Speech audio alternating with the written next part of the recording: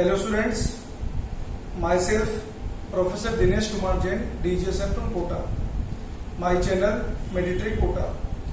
आज मैं आपको क्या है कि एक बहुत ही इंपॉर्टेंट चैप्टर मैग्नेटिक फील्ड के बारे में डिस्कस करने जा रहा हूँ। नीट के अकॉर्डिंग अगर अपन बात करें तो नॉर्मली क्या है कि एक क्वेश्चन इस चैप्टर से क्या है कि इस सेक्शन से आता ही रहता है। तो आप ध्यान से सुनिए, यदि आप क्या है कि वीडियो को ध्यान से सुनेंगे तो जो मैग्नेटिक फील्ड की क्या है कि आर्टिकल का क्वेश्चन आता है, हम उम्मीद कर सकते हैं आप क्या है कि 100% गारंटी से उसे सही बना पाएंगे।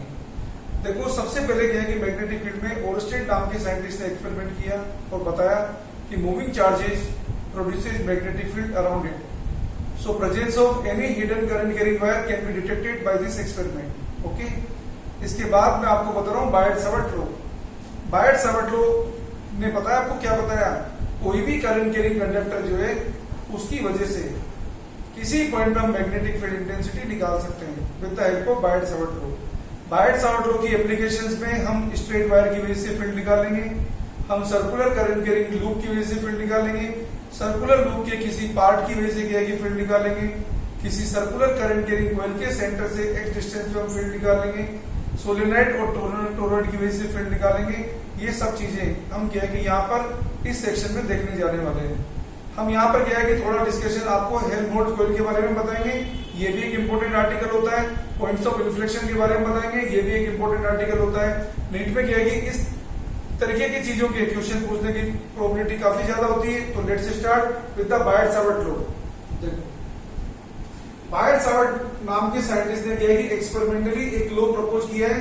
ये करंट एलिमेंट बता रखा है आपको, आइडियल। इस करंट एलिमेंट से क्या है कि एक ऑब्जर्वेशन पॉइंट है P, तो यहाँ से R डिस्टेंस पर है और ये यहाँ से करंट एलिमेंट क्या है कि यहाँ से ऑब्जर्वेशन पॉइंट की जो डायरेक्शन है इससे थीटा एंगल बना रहा है। तो एक्सपेरिमेंटल लॉ से क्या है कि जो रिजल्ट मिला है वो रिजल्ट क्या होता है, magnetic field at point P due to this current element, इसको लिखा हमने dB, ये प्रोपोर्शनल होता है करंट के, प्रोपोर्शनल होता है एलिमेंट की लेंथ के dl के, प्रोपोर्शनल होता है sin थीटा के, इनवर्सली प्रोपोर्शनल होता है r स्क्वायर के। ओके, हम यहाँ पे इंडिकेशन कर दें तो हमें क्या है कि जितना वायर का क्या है कि सेगमेंट दिया है उस सेगमेंट की वजह से we can find the magnetic field intensity. अब रही बात यहाँ पे क्या है कि एक और इम्पोर्टेंट बात है, to find the direction. Direction कैसे निकालेंगे? डायरेक्शन निकालने के लिए आपके पास यहाँ पे क्या है कि राइट हैंड पाम रूल को आप यूज करेंगे। कैसे यूज करेंगे आप ध्यान से सुनिए, ये बड़ा इंपॉर्टेंट है। आपको क्या है कि आई के जेके के नॉर्मली हम यूज नहीं करते हैं, हम नॉर्मली क्या है कि right hand palm rule use करते हैं। इसे यूज करेंगे, क्वेश्चन आसानी से बनेंगे, चैप्टर आपको इजी लगेगा, इंटरेस्टिंग लगेगा। तो देखिए, राइट हैंड थंब जो है इसे रखेंगे हम करंट की डायरेक्शन में। Keep the right hand thumb in the direction of current and fingers in the direction of observation point. Fingers को किधर रखिए, राइट हैंड की फिंगर्स को रखिए ऑब्जर्वेशन पॉइंट की डायरेक्शन में। And the direction outward normal to the palm indicate the direction of magnetic field intensity. फिर से सुनिए, बड़ा इंपॉर्टेंट चीज है कि डायरेक्शन आपको क्या है कि इस चैप्टर में बार बार निकालनी पड़ेगी।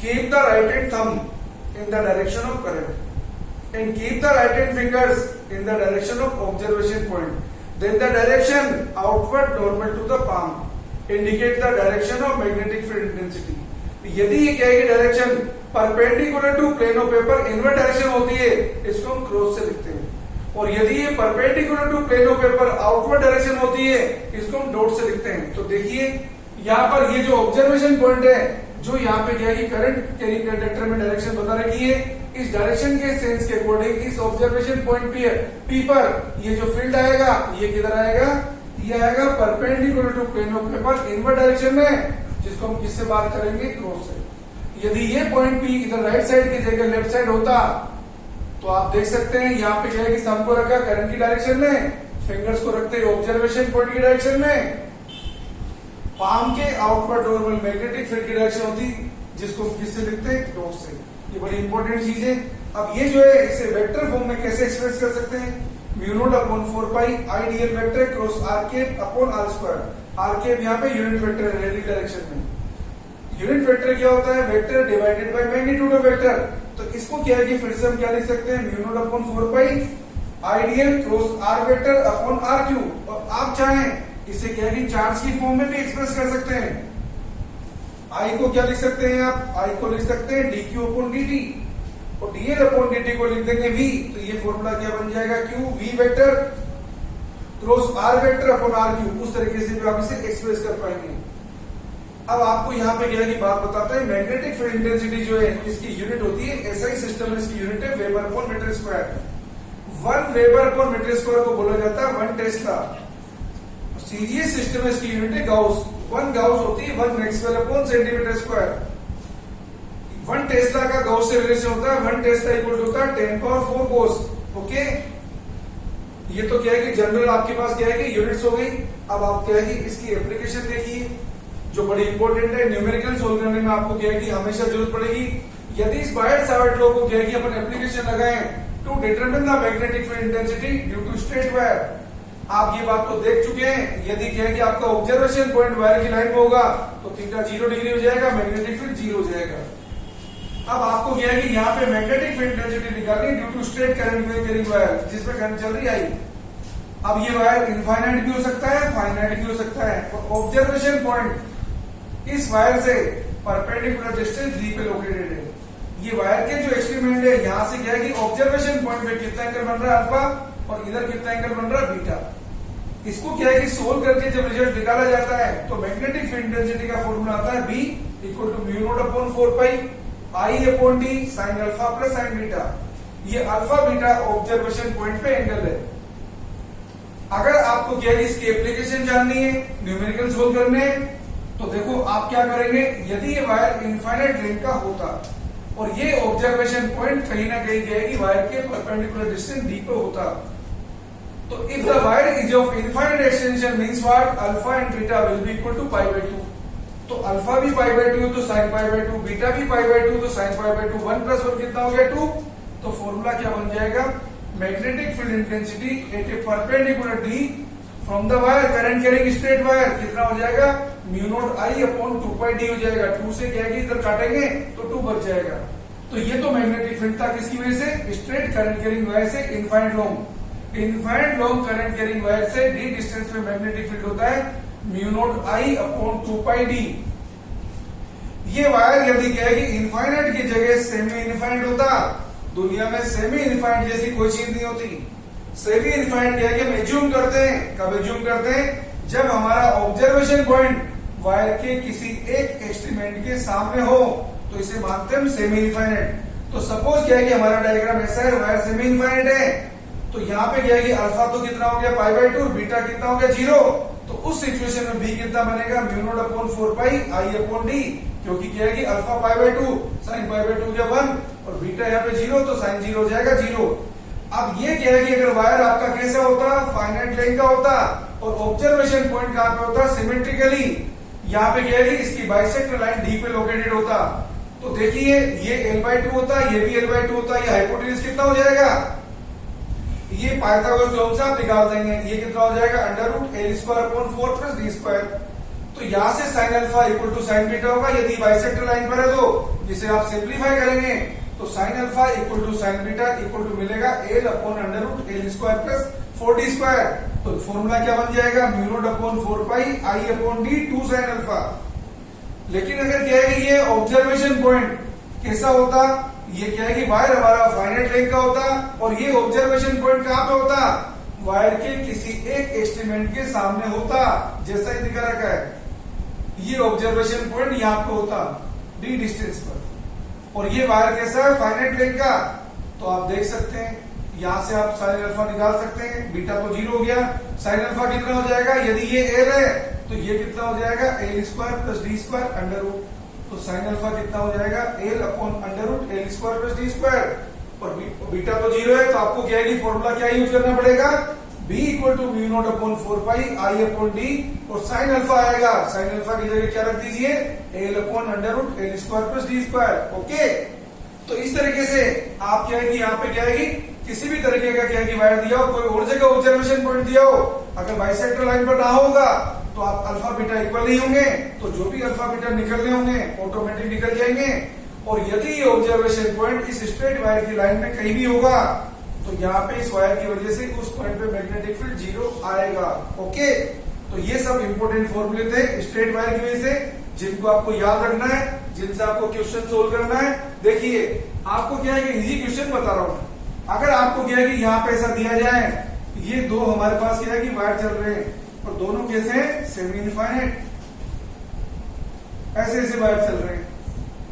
अब आप देख सकते हैं अगर वायर में करंट ऐसे है, इस वायर में करंट ऐसे है और ये पॉइंट मिड पॉइंट है P, ये यहां से D1 डिस्टेंस पर है, ये यहां से D2 डिस्टेंस पर है, तो इस वायर में अगर करंट I1 है, इस वायर में करंट I2 है, इस वायर की वजह से P पॉइंट पे फील्ड कितना आएगा, जैसा आपको बताया देखो स्ट्रेट वायर की वजह से तो कोई फील्ड आएगा नहीं क्योंकि स्ट्रेट वायर की लाइन में है, इस स्ट्रेट वायर की वजह से कोई फील्ड नहीं आएगा पॉइंट P पर क्योंकि इस स्ट्रेट वायर की लाइन में है, ये सेमी इनफाइनाइट है, इसकी वजह से फील्ड आएगा और किधर आएगा, डाउनवर्ड डायरेक्शन में आएगा और किधर आएगा, mu naught I1 upon 4πD1, इसकी वजह से फील्ड आएगा, कैसा आएगा, अपवर्ड डायरेक्शन में आएगा, कितना आएगा, mu naught I2 upon 4πD2, तो आपके पास फाइनली फील्ड कितना बना, mu naught upon 4π I upon D1 minus I2 upon D2।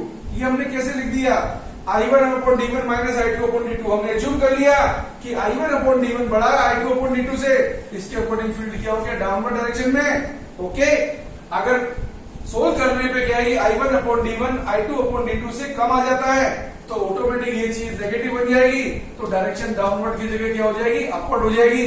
और यदि I1 upon D1 equal to I2 upon D2 आता है तो फील्ड ऑटोमेटिकली क्या बन जाएगा, 0। Okay, I hope you understood. अब आपको क्या है कि इस तरीके का क्या है कि मैग्नेटिक फील्ड निकालना बता रहा हूं। देखो एक और बात क्या है कि यहाँ पे याद रखना, कई बार क्या है कि क्वेश्चन आता है सिमेट्रिकल क्या है कि डिस्ट्रीब्यूशन का, कभी भी क्या है कि किसी भी जगह सिमेट्रिकल डिस्ट्रीब्यूशन आ जाए ना तो क्या करोगे, बड़ा इजी तरीका होता है निकालने का।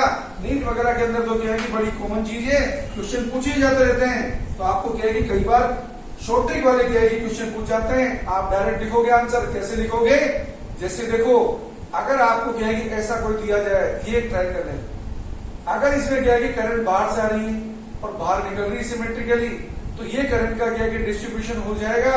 यहाँ पे इसका जो सिमेट्रिकली क्या है कि जो पॉइंट है वो इस पे क्या है कि मैग्नेटिक फील्ड 0 होगा, सोल्व करने की जरूरत नहीं है, डायरेक्टली सोल्व करेंगे तो भी 0 आएगा। आप तो डायरेक्ट याद रखिए, अगर क्या है कि हमारा ऑब्जर्वेशन पॉइंट सिमेट्री के सेंटर पर हो तो फील्ड हमेशा क्या होगा, 0। कब, जब क्या है कि वायर में करंट किधर से आती हो, बाहर से, और बाहर ही निकल जाती हो। तो देखो इस ऑब्जर्वेशन पॉइंट ओ पे फील्ड क्या होगा, 0। कोई सा भी ऐसा आ जाए, ये सर्किल है, इस सर्किल के क्या है कि सेंटर पे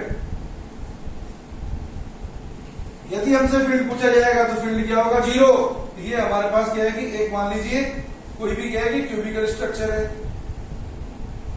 यहाँ पे क्या है कि मान लीजिए करंट आ रही है और यहां से करंट बाहर निकल रही है, सेम क्या है कि मेटल का बना हुआ वायर है, तो यहाँ पे क्या है कि इसका सेंटर पॉइंट जो है इसमें फील्ड पूछा जाएगा तो फील्ड आएगा 0। इसे ध्यान रखना, ये इंपोर्टेंट चीज होती है। ओके, अब यदि आपको क्या है कि मैग्नेटिक फील्ड निकालने को बोला जाए तो यहाँ पर कभी कभी आपको क्या है कि करंट का क्या है कि कनेक्शन बाहर से नहीं होगा, करंट का कनेक्शन अंदर ही होगा, तो क्या करेंगे आप, तो ये करना पड़ेगा आपको। देखिए अगर यहाँ पे क्या है कि ये आपको एक ट्रायंगुलर सिस्टम दे रखा है जिसमें करंट चल रही आई, और ये क्या है कि यहाँ पे इसकी लेंथ L है, इसकी भी लेंथ L है, इसकी भी लेंथ L है, यहाँ पे भी करंट आई है, यहाँ भी करंट आई है।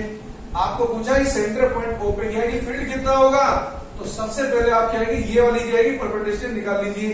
कैसे निकालेंगे, क्योंकि ये इक्विलेटरल ट्रायंगल है, ये एंगल कितना हो गया 30 डिग्री, तो यहाँ से tan 30 कितना आएगा, tan 30 आएगा d अपॉन L/2। tan 30 कितना होता है 1/√3, तो d कितना हो गया, d हो गया आपके पास L अपॉन 2√3। ओके, ये d आ गया, और ये इस ऑब्जर्वेशन पॉइंट पे कितने कितने एंगल बन रहे हैं, 60 डिग्री 60 डिग्री। इस ऑब्जर्वेशन पॉइंट पे एक वायर की वजह से कितना फील्ड आएगा, एक वायर की वजह से फील्ड आया V1, जिसको क्या लिखा, mu naught upon 4π I upon d, d की वैल्यू कितनी है L upon √3, L upon 2√3, sine alpha plus sine beta, sine alpha भी कितना 60, बीटा भी कितना 60, साइन 60 कितना होता है √3 अपॉन 2, तो √3 अपॉन 2 इंटू 2 कर दिया, 2 से 2 कैंसिल हो गया, ऊपर चला गया, ये 2√3 तो कितना हो गया 6 हो गया, तो कितना हो गया म्यू नॉट अपॉन 4π, ऊपर कितना आ गया 6I अपॉन L। तो ये तो एक वायर का फील्ड है, और डायरेक्शन बहुत इंपॉर्टेंट है। आपने रखा थंब को करंट की डायरेक्शन में, फिंगर्स को ऑब्जर्वेशन पॉइंट की डायरेक्शन में, फील्ड किधर आ रहा है इसका अपवर्ड, इस दूसरे वायर का भी अपवर्ड आएगा, तीसरे का भी अपवर्ड आएगा, तो आपको क्या है कि फाइनल आंसर निकालोगे तो एक का जितना फील्ड आया उसको 3 से मल्टीप्लाई कर दीजिए, तो आंसर आ जाएगा आपका 3v1। ओके, आप आसानी से जब v1 मिल गया तो 3v1 भी मिल जाएगा, और फील्ड किधर था अपवर्ड। इस तरीके से आप फील्ड की कैलकुलेशन कर देंगे। तो देखिए अब आपको क्या है कि सर्कुलर आर की वजह से फील्ड बता रहा हूं। इसमें क्या है कि सपोज करंट चल रही है और इसकी रेडियस आर है, तो यहाँ पे इसके सेंटर पे जो फील्ड निकाला जाता है उसका फॉर्मूला होता है mu naught upon 4 pi I phi upon r. और फाई क्या होता है आई फाई अपॉन आर, और फाई क्या होता है angle subtended at the centre of arc. अगर ये क्या है कि आर्क हमारी सेमी सर्कल होगी तो फाई बन जाएगा पाई, ये आर्क हमारी अगर कंप्लीट सर्किल होगी तो फाई बन जाएगा 2 पाई। तो जितना एंगल होगा उसके अकॉर्डिंग आप फाई की वैल्यू लिख सकते हैं। यदि यहाँ पे सर्किल बन रहा है और उसमें एन लूप है तो आप क्या कर दोगे 2 pi into n. Circular current carrying क्या है कि लूप में क्या है कि फील्ड की डायरेक्शन निकालने का सिस्टम अलग है। कैसे निकालोगे? सर्कुलर लूप में क्या है कि फील्ड निकालने का सिस्टम इस तरीके से। आप देखिए जो भी सर्कुलर लूप है आप सिर्फ ये देख लीजिए उसके अंदर क्या है कि करंट एंटी क्लॉकवाइज डायरेक्शन चल रही है या क्लॉकवाइज डायरेक्शन चल रही है। अगर सर्कुलर लूप में करंट किधर चल रही है एंटी क्लॉकवाइज डायरेक्शन में, तो आप क्या है कि राइट हैंड लीजिए, राइट हैंड फिंगर्स को क्या है कि करंट की डायरेक्शन में कर्ल करिए। राइट हैंड फिंगर्स को करंट की डायरेक्शन में कर्ल करिए। जब राइट हैंड फिंगर्स को करंट की डायरेक्शन में कर्ल करते हैं, अगर ये एंटी क्लॉकवाइज डायरेक्शन चल रही है तो फील्ड होगा अपवर्ड। अपवर्ड से हमारा क्या मतलब है? कई बच्चे अपवर्ड को क्या है कि हमेशा के भी मान लेते हैं, ऐसा नहीं, कंफ्यूज मत होना।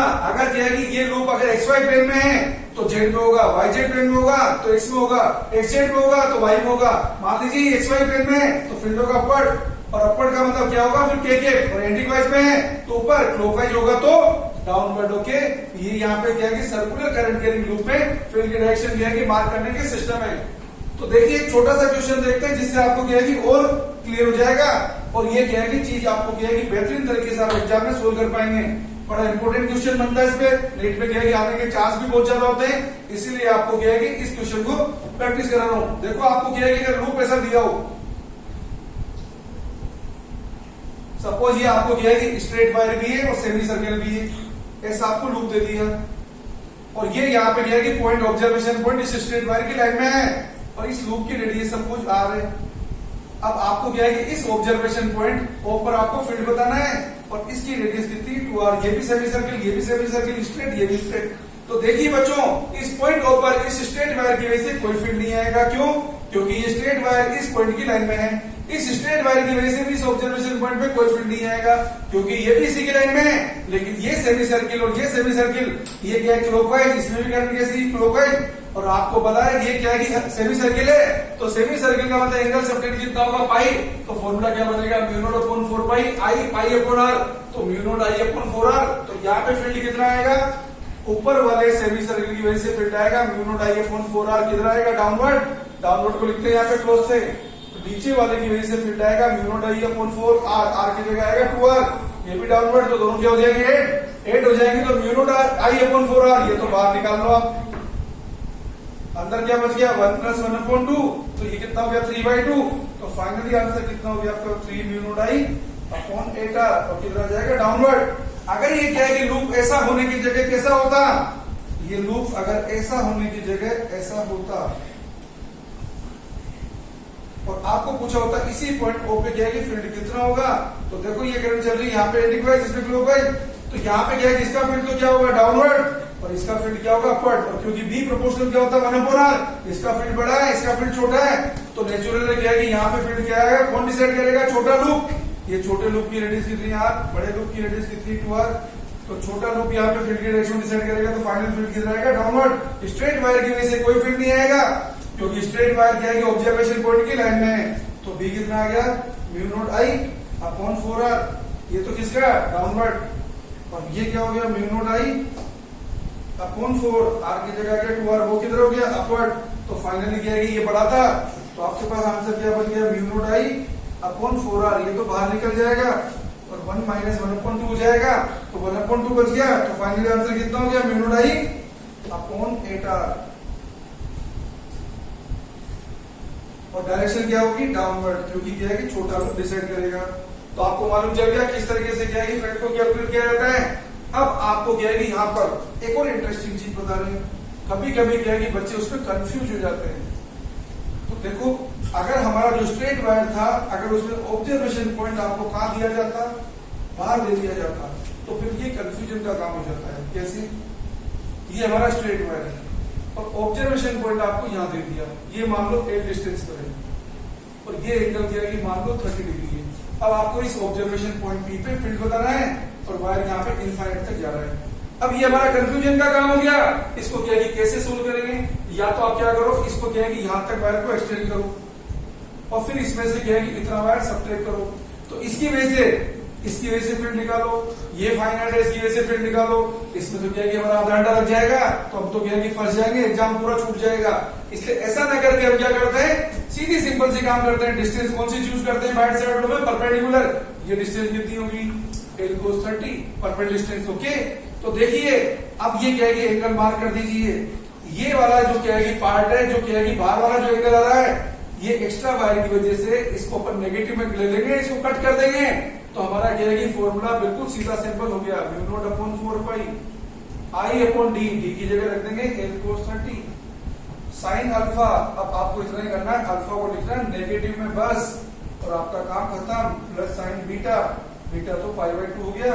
अब आपकी प्रॉब्लम सोल्व है, तो म्यू नॉट अपॉन 4 पाई आई अपॉन एल रूट 3 अपॉन 2, ये साइन -30 -1 अपॉन 2 प्लस 1, तो ये 1 अपॉन 2 बच गया। ठीक है, अब तो आपको कोई दिक्कत ही नहीं है। अगर ये 1 अपॉन 2 है तो क्या हो गया? म्यू नॉट अपॉन 4 पाई। अब आसानी से सोल्व कर सकते हैं। ये कितना है? 1 अपॉन 2 से 2 बढ़ गया, तो आंसर कितना हो गया? म्यू नॉट आई अपॉन 4 पाई और नीचे आ गया एल रूट 3, और डायरेक्शन लिख देंगे। यहाँ पे क्या है कि राइट हैंड थंब को रखेंगे ग्रेविटी डायरेक्शन, फिंगर को रखेंगे ऑब्जर्वेशन पॉइंट की डायरेक्शन में, फील्ड किधर आएगा? डाउनवर्ड। इस तरीके से हम सोल्व कर देंगे।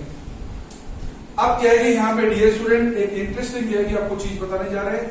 आपको क्या है कि मैग्नेटिक फील्ड बता रहे हैं, सर्कुलर करंट कैरिंग क्या है कि लूप की वजह से, लूप पे हमारा वाईजेड प्लेन में, जब हमारा लूप वाईजेड प्लेन में है, उसकी वजह से क्या है कि मान लेते हैं यहाँ पे n टर्न्स है, इसकी वजह से क्या है कि इसके सेंटर से x डिस्टेंस पे जो फील्ड होता है, ये होता है म्यू नॉट अपॉन 4 पाई 2 पाई ni r square upon r square plus x square upon 3/2। इसे याद रखिए, इंपॉर्टेंट फॉर्मूला होता है। और ये डायरेक्शन क्या है कि इधर होगी। कैसे निकालते हैं डायरेक्शन? राइट हैंड लीजिए, राइट हैंड की फिंगर्स को घुमाइए ऐसे, तो जब राइट हैंड की फिंगर्स को ऐसे घुमाते हैं तो क्या है कि ये अंगूठा जिधर जाएगा ना थंब, ये हमारा फील्ड की डायरेक्शन होगी। तो ये आपके पास फील्ड की डायरेक्शन है। और ये करंट कैरिंग लूप यहाँ पे क्या है कि मैग्नेटिक डाइपोल जैसा भी बिहेव करता है। जब आप क्या है कि इसके सेंटर में फील्ड निकालेंगे तो इसको 0 कर दीजिए, तो सेंटर में फील्ड निकालेंगे कितना आएगा? Mu naught ni upon 2r। अगर आप क्या है कि x डिस्टेंस, इस सर्कुलर कोइल से x डिस्टेंस पर जो भी फील्ड होता है उसका सेंटर वाले क्या है कि फील्ड के साथ रिलेशन निकालना चाहेंगे, ये कई बार नीट में पूछा गया है, तो क्या लिखेंगे? Magnetic field intensity at A distance x from centre of circular current carrying loop bx आता है b centre upon 1 plus x square upon r square power 3/2 से याद रखिए। और इसमें क्या है कि कभी न्यूमेरिकल पूछा जाए, सपोज आपको पूछा जाएगी सर्कुलर करंट कैरिंग लूप है, इसके सेंटर से कितना डिस्टेंस में फील्ड, सेंटर के फील्ड का 1/8 होगा, तो क्या करेंगे आप? बिल्कुल सीधा सिंपल काम कर दीजिए। फॉर्मूला क्या आपके पास?